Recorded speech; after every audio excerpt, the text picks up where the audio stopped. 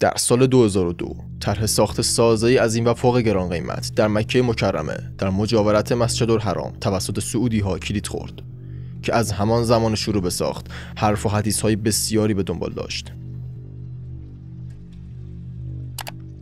ابراج البیت یا برج‌های خانه مجموعه‌ای از 7 برج در مکه عربستان سعودی است.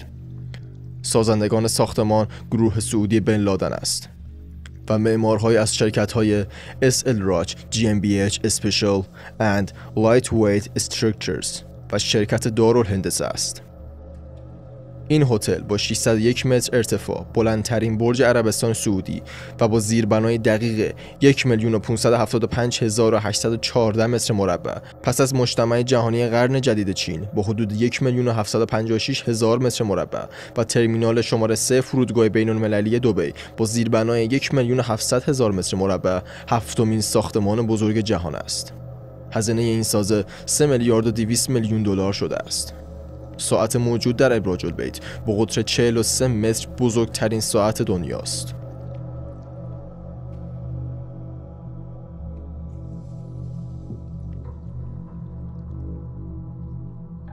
حالا این موضوعات به کنار.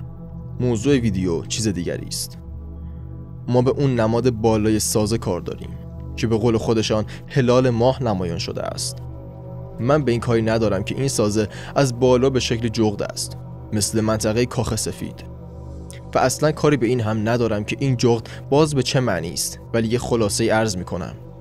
در فرهنگ بومیان آمریکا جغد به عنوان نمادی از جادوی شیطانی تعبیر شده و دارندگان پر جغد را افراد ساحره و جادوگر خطاب میکنند. آزتک ها و مایا ها جغد را سمبل مرگ و نابودی میدانستند. در حقیقت الهه مرگ آزتک ها اغلب در کنار جغد ترسیم میشده است. البته که جغد یکی از نمادهای شیطان پرستی است. حالا بپردازیم به اصل موضوع. این نماد اسلام است.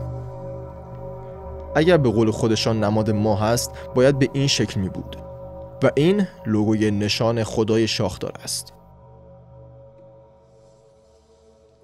خیلی آشنا نیست؟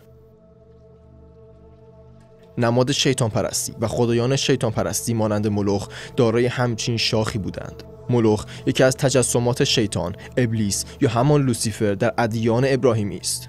ملوخ به 2 صورت گاو شاخدار و بالدار و همچنین جغد در آثار تمدن فنیقی ثبت شده است و یکی از معروف‌ترین تصاویر ثبت شده از این تجسم شیطان مراسم ضد انسانی و اهریمنی تقدیم نوزاد به درگاه بت ملوخ است. در این مراسم بت بزرگ ملوخ را آنقدر داغ می‌کردند تا شکل سراسر آن سرخ شود و آنگاه پرستندگان او قربانی نوزاد معصوم را در بغل بت سرخ شده از حرارت می‌گذاشتند تا جزغاله شود و قربانی پذیرفته شود.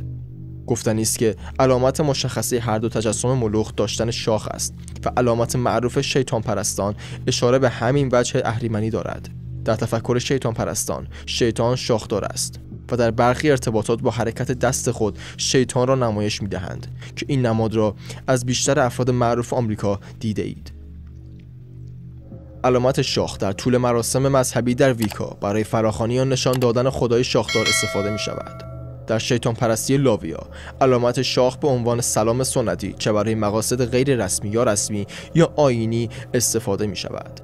و جدا از اینها یک چیز مهمتر، از اونجایی که تاریخ ثبت کرده سیمپسون ها آینده را پیش بینی می‌کنند و حتی پیش بینی آنها از مبارزه تایسون هم درست در اومد. این وسط فیلم ارباب حلقه ها هم به لیست ما اضافه شد. در مجموعه ارباب حلقه ها در سرزمین مردور برجی به نام بارادور که به معنی برج تاریک است وجود داشت که سارون از فراز آن بر مدور حکومت می‌کند.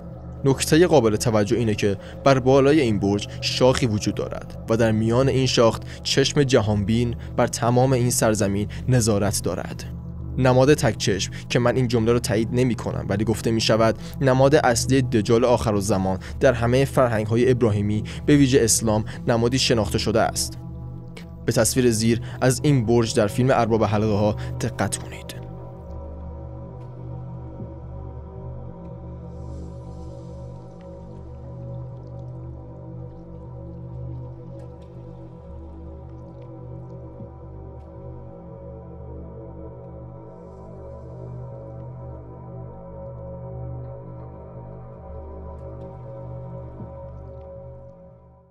از اونجایی که عربستان کشوری است که با غرب و آمریکا همکاری می‌کند، این کار او زیاد چیز عجیبی نیست، ولی چون این نماد در کنار خانه خداست که صدای مسلمانان زیادی را درآورده است. مرسی که تا آخر ویدیو همراه ما بودید. نظراتتان را حتما با ما در میان بگذارید و در آخر به عنوان یک انسان نماد قدرت، عزت، عظمت و ثروت خداوند بر روی زمین باش. تا ویدیوهای بعد، یا حق و خدا نگهدار.